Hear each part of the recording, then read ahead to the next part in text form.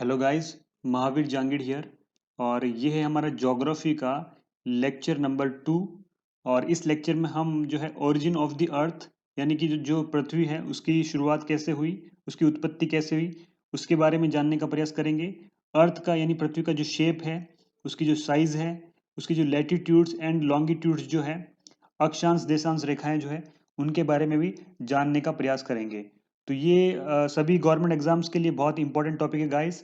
तो आप मेरे इस वीडियो को एंड तक देखिएगा। और आपको अगर इसके बाद में कुछ डाउट हो तो आप कमेंट बॉक्स में कमेंट कर सकते हैं। और मैं कोशिश करूंगा कि आपके सारे सवालों के जवाब जल्द से जल्द आपको दूं। तो चलिए स्टार्ट करते हैं। सबसे पहले देखते हैं origin of the earth. Origin of the earth, इसमें हमें ये जानना है कि अर्थ जो है यानी धरती जो है, इसकी उत्पत्ति कैसे हुई।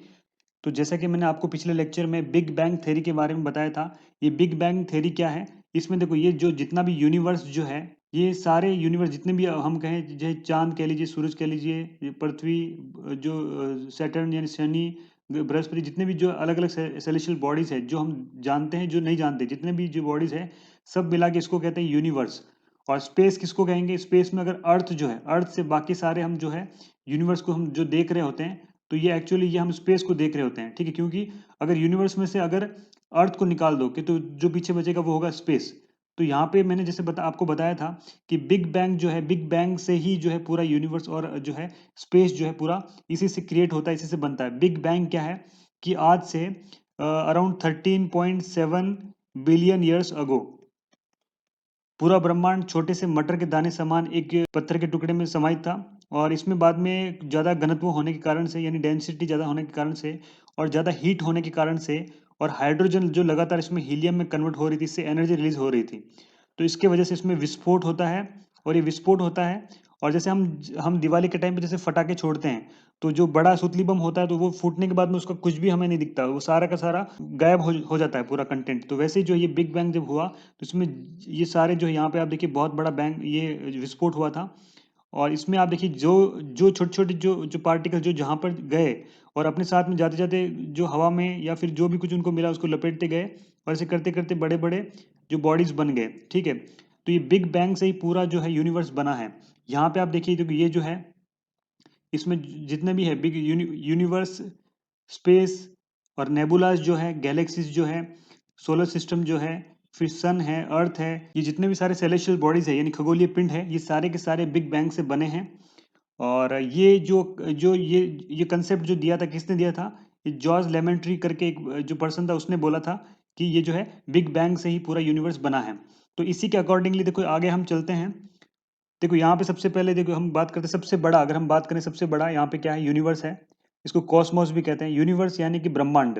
और उसके नीचे आएगा स्पेस यानी कि अंतरिक्ष, नंबर 2 पे।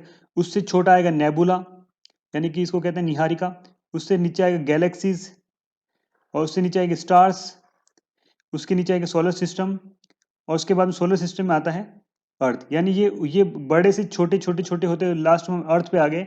इसके बाद में हम जो मून के बारे में भी जानेंगे, और ये सारा हमारा सीक्वेंस रहेगा। तो अर्थ की ओरिजिन जो है बिग बैंग से हुई है। और बिग बैंग यहाँ पे ध्यान रखिए, जो हमने अभी कंसेप्ट क्लियर कर लिया बिग बैंग क्या है। और अब हम बढ़ते हैं अर्थ के बारे में कुछ और डिटेल जानकारी प्राप्त करेंगे। देखिए, अर्थ एंड इट्स मूवमेंट, इसके बारे में हम जानने का प्रयास करेंगे। तो सबसे पहले हम देख लेते हैं कि अर्थ क्या है। अर्थ, इसका जो है शेप एंड साइज वगैरह, स्ट्रक्चर, इसकी जो लैटिट्यूड्स लॉन्गिट्यूड्स वगैरह है, मूवमेंट कैसा होता है इसका, कुछ और फैक्ट्स भी हम जान लेंगे। तो अर्थ यानी कि जो धरती है, जो पृथ्वी है, जिस पर हम रह रहे हैं, वही अर्थ है। और यहाँ पे इसका शेप कैसा है गाइज? तो ध्यान रखना गाइज, इसका शेप जो है पूरा राउंड नहीं है, राउंड नहीं है। ये जियोइड है। जियोइड यानी कि थोड़ा अंडाकार टाइप है, ऐसा अंडाकार टाइप है, ठीक है। और इसको ऑब्लेट स्फेरॉइड भी बोलते हैं, दोनों इसी के नाम है। तो इसका शेप अगर पूछते हैं कोई एग्जाम में, इसका शेप कैसा है, तो ध्यान रखना इसका शेप राउंड नहीं है, राउंड नहीं है। फिर कैसा है? थोड़ा जियोइड टाइप का, ऐसा है इसका शेप है। और यहाँ पे अगर हम बात करें, तो इसका देखो ईस्ट जो है, ईस्ट जो है, ईस्ट से वेस्ट, इसकी जो पूरी यहाँ से जो पूरा इसका डायमीटर जो है, वो है 12,756। और अगर हम बात करें कि जो नॉर्थ से साउथ तक ये जो है कितनी इसकी लेंथ है, तो ये होगा 12,714, ठीक है। तो इसमें आप ध्यान रखिए गाइस, 42 किलोमीटर का डिफरेंस है, ठीक है, तो इसलिए इसको हम बोलते हैं जियोइड। ठीक है, तो अब आगे बढ़ते हैं हम, जो इसका स्ट्रक्चर के बारे में जान लेते हैं। स्ट्रक्चर ध्यान रखना, इसमें जो अर्थ जो है यानी जो पृथ्वी जो है, इसके स्ट्रक्चर दो प्रकार के हो सकते हैं, आउटर स्ट्रक्चर है और एक इनर स्ट्रक्चर है। तो यहाँ पे देखिए आप, जैसे कि ये अर्थ है, ये क्या है, ये अर्थ है, और पृथ्वी। अब पृथ्वी को हम जैसे मान के चलिए बीच में से अगर काट दें, 1/2 ऐसे टुकड़े कर लें, या फिर इसका एक स्लाइस काट लें ऐसा, ठीक है, केक के समान, पिज़्ज़ा के समान, तो देखो यहाँ पे हमें क्या क्या देखने को मिलेगा। तो इसे ये स्लाइस कटेगा, यानी एक तो ये होगा, ये वाला इसका इनर स्ट्रक्चर हो गया, और इसके बाहर जो हमारा, हम कहते हैं हमारा जो एटमॉस्फेयर जो है, ये हो गया आउटर स्ट्रक्चर हो गया। तो आउटर स्ट्रक्चर में देखो, ट्रोपोस्फेयर सबसे नीचे होगा, इससे टच करेगा, फिर अगर स्ट्रेटोस्फेयर आएगा, फिर मेसोस्फेयर आएगा, फिर थर्मोस्फेयर, फिर एक्सोस्फेयर। ठीक है, तो ऐसे करके हम जो है, पहले हम जो है सबसे पहले जो आउटर स्ट्रक्चर जानेंगे और फिर इनर स्ट्रक्चर की ओर बढ़ेंगे। तो यहाँ पर देखिए स्ट्रक्चर जो है,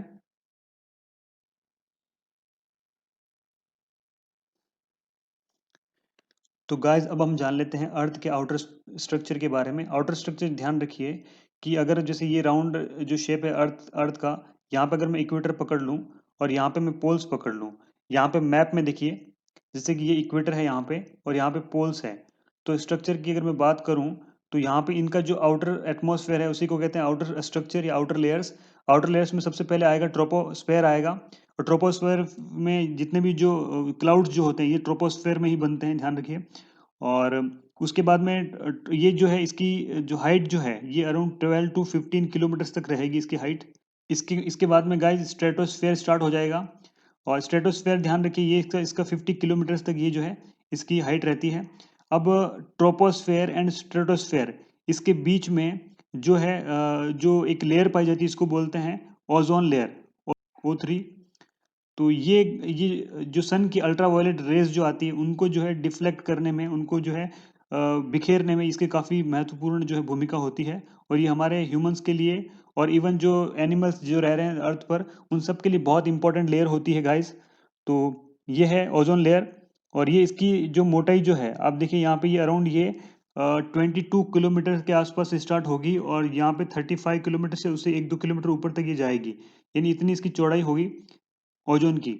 तो ओजोन लेयर अगर आपसे पूछते हैं कि कौन से स्फीयर में है, तो ये स्ट्रेटोस्फेयर में पाया जाएगा ओजोन लेयर। और और गाइस एक चीज़ ध्यान रखनी, जहाँ पे ट्रोपोस्फेयर है और इसके ऊपर जहाँ स्ट्रेटोस्फेयर स्टार्ट हो रहा है, उसके इनके बीच का जो जुड़ने वाला भाग है, ये भाग काफ़ी शांत होता है, और यहाँ पे एरोप्लेन्स वगैरह यहाँ पे उड़ने पसंद करते हैं, क्योंकि वातावरण शांत होता है यहाँ का। और यहाँ पे कोई भी जो है साइक्लोन्स वगैरह यहाँ पे आते नहीं हैं, एकदम नॉर्मल यहाँ का जो क्लाइमेट होता है, तो हवाएं ज़्यादा चलती नहीं हैं। तो यहाँ पे ध्यान रखिए, ट्रोपोस्फेयर और स्ट्रेटोस्फेयर के बीच में जो लेयर है, इसको बोलते हैं ट्रोपोपॉज। तो ट्रोपोपॉज जैसे थोड़ा नीचे, एरोप्लेन्स वगैरह वहीं, तो पायलट्स उनको वहीं पर उड़ाना पसंद करते हैं। और उसके बाद में आते हैं हम, जो थर्ड जो है मेसोस्फेयर है। मेसोस्फेयर गाइस ध्यान रखना, अराउंड 80 किलोमीटर तक पाया जाता है। और इसमें जितने भी जो मेटियोर्स जो हमने पढ़े थे लास्ट लेक्चर में, यानी जो उल्का पिंड जो आते हैं, स्पेस या यूनिवर्स से जो उल्का पिंड आते हैं, मेटियोर्स जो आते हैं टूट कर, छोटे छोटे जो टुकड़े होते हैं ये, तो इनको मेसोस्फेयर जो है इनको बर्न कर देगी, इनको जला के खाक कर देगी, तो ये अर्थ पर नहीं आ पाते हैं, और इससे हम जो लोग हैं, हमारा बचाव होता है। और इसके ऊपर आता है थर्मोस्फेयर। और थर्मोस्फेयर में ध्यान ध्यान रखिए कि यहाँ पे जो स्पेस क्राफ्ट वगैरह है, या फिर हम बात करें अरोरा वगैरह, ये यहीं पे घटित होते हैं। और उसके ऊपर होता है 700 किलोमीटर्स पे एक्सोस्फेयर। एक्सोस्फेयर में ध्यान रखिए, सैटेलाइट्स वगैरह यहीं पर छोड़ते हैं हम एक्सोस्फेयर में। और थर्मोस्फेयर, एक चीज़ ध्यान रखिए, यहाँ पे रेडियो वेव्स जो आती है, रेडियो वेव्स यहाँ डिफ्लेक्ट होकर यहाँ से वापस अर्थ पे आती है, तो ये थर्मोस्फेयर में ही होता है। तो ये हो गया हमारा जो है अर्थ का आउटर स्ट्रक्चर। और अब आते हैं अर्थ के इनर स्ट्रक्चर पे। इनर स्ट्रक्चर पे गाइस, यहाँ पे देखिए, एक साइड में अगर मैं कहूँ, तो क्रस्ट आएगा 30 किलोमीटर तक रहेगा ये एवरेज है गाइस, कहीं पतला भी हो सकता है, जैसे कि सी एरिया, समुद्र वाले एरिया में ये अराउंड 10 किलोमीटर ये इसकी थिकनेस हो सकती है। और जो माउंटेन्स वगैरह यहाँ पे 50 किलोमीटर्स भी हो सकती है। तो ये क्रस्ट जो है, यानी upper most layer of the earth surface, तो ये इसे कहते हैं क्रस्ट, यानी जो हम मिट्टी वगैरह जो हम रह रहे हैं, वो सभी क्रस्ट के भाग हैं। और उसके नीचे होता है यहाँ पे मेंटल। मेंटल 2900 किलोमीटर तक फैला हुआ रहेगा। और उसके नीचे रहेगा कोर। कोर गाइस ध्यान रखना है कि ये इसके दो फॉर्म हैं, एक तो रिजिड होगा यानी कठोर होगा, एक होगा लिक्विड होगा। ठीक है। तो रिजिड और जो एक लिक्विड जो उसके बीच में जो अंतर जो है ये 5100 किलोमीटर से ये दोनों डिवाइड हो जाएंगे। तो यहाँ पे ध्यान रखिए, ये तो हमने पढ़ लिया क्रस्ट, मेंटल एंड कोर। अभी हम आते हैं यहाँ पे, देखो कुछ लेयर्स और भी हैं जो अलग प्रकार से पढ़ी जाती है। इसमें एक होता है लिथोस्फेयर और एक एस्टेनोस्फेयर, एक मिजोस्फेयर, और ये कोर का ये भाग है। ये कोर, इसको outer core and inner core बोल देते हैं ये दोनों। तो ये कोर, तो यहाँ पे एक चीज ध्यान रखिए गाइस, लिथोस्फेयर जो है 100 किलोमीटर तक फैली हुई रहती है, नीचे रहती है। एस्टेनोस्फेयर जो है ये आगे 700 किलोमीटर तक ये फैला रहेगा, और फिर मिजोस्फेयर रहेगा 2900 किलोमीटर तक। तो अगर आपको क्वेश्चन पूछ लेते हैं कि लेयर्स बताइए ऊपर से नीचे, तो सबसे ऊपर आएगा लिथोस्फेयर, उसके नीचे एस्टेनोस्फेयर, उसके नीचे मिजोस्फेयर, और उससे नीचे आएगा कोर आएगा। कोर में अगर बात करें तो आउटर कोर ऊपर जो कि वो लिक्विड फॉर्म में होता है, और एक इनर कोर होगा जो कि रिजिड फॉर्म यानी कठोर फॉर्म में होगा। तो जो ग्रेविटेशनल फोर्स जो बनता है, जो ये rigid core and liquid core के बीच में जो घर्षण होता है, उसी से जो है ग्रेविटेशनल फोर्स यानी गुरुत्वाकर्षण बल जो है निर्मित होता है।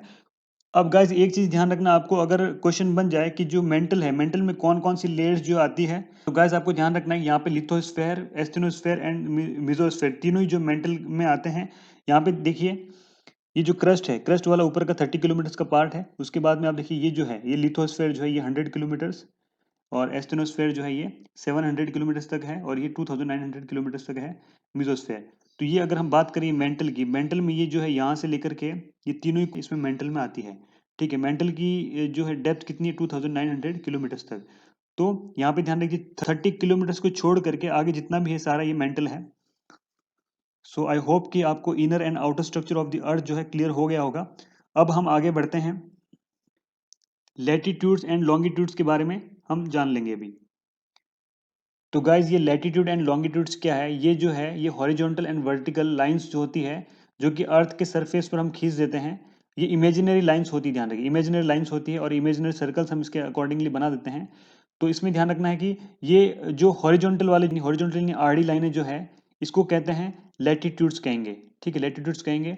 और जो खड़ी लाइनें हैं, यहाँ पे जो सर्कल बना है, इस पे जो खड़े लंबे लंबे सर्कल्स बने हुए हैं, ये पूरे सर्कल है, ऐसे पूरे गोल घुमे हुए हैं, तो इनको हम कहते हैं longitudes.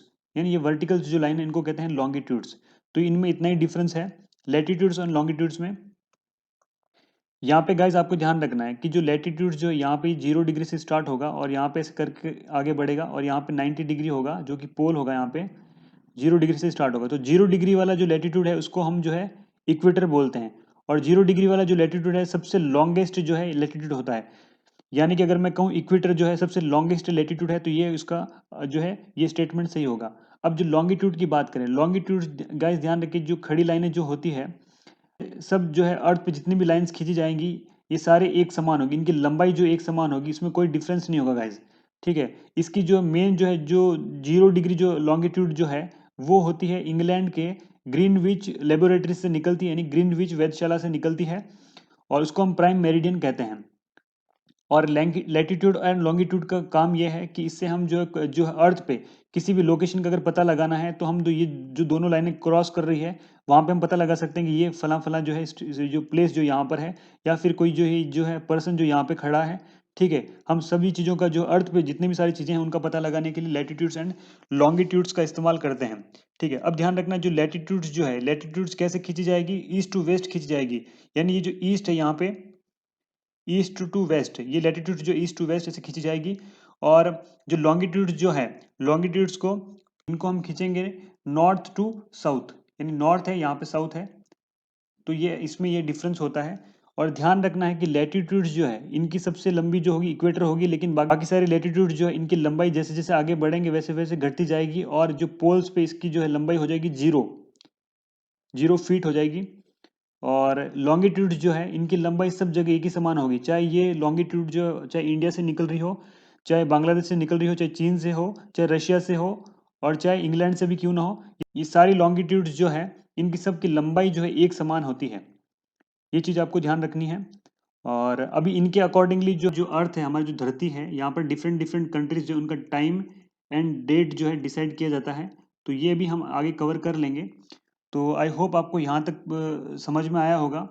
So that's all for today, and thank you very much.